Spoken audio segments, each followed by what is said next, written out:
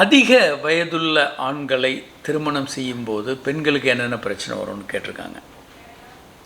ஆண்களுக்கு வயது ரொம்ப அதிகமாக இருந்தது அப்படின்னா,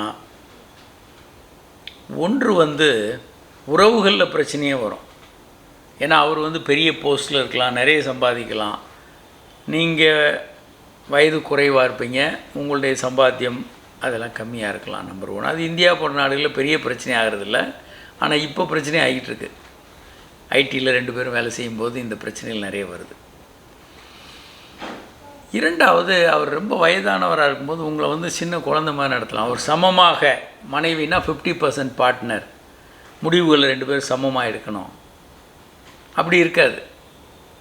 வயதானவர் அவர் முடிவுகள் எடுப்பாங்க, நீங்கள் அது கட்டுப்பட்டு போகணும், உனக்கு ஒன்றும் தெரியாதுன்னு சொல்லி பைபாஸ் பண்ணிட்டு போயிட்டே இருப்பாங்க. சமமாக நடத்தலைன்ற பிரச்சனைகள் வரும். உறவில் முடிவுகள் சேர்ந்து எடுக்கிறது இல்லை, அந்த மாதிரி பிரச்சனைகள் வரலாம்.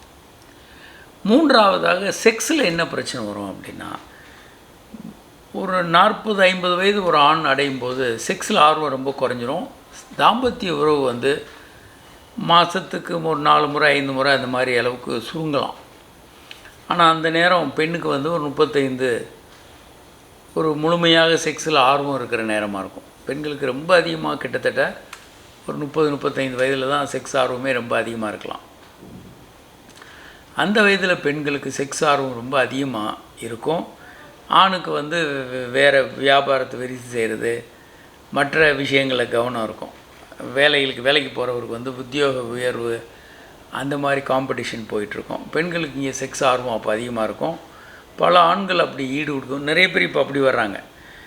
திருமணம் ஆகும்போது ஆண்கள் ரொம்ப வலியுறுத்துறது, பெண்கள் ஆர்வம் கம்மியாக இருக்கிறது.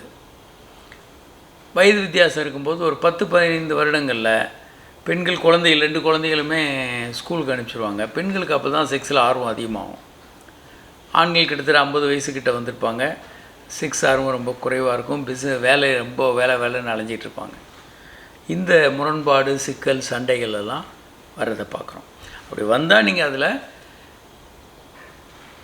நல்ல மருந்துகள், மாத்திரைகள், ட்ரீட்மெண்ட்லாம் இருக்குது.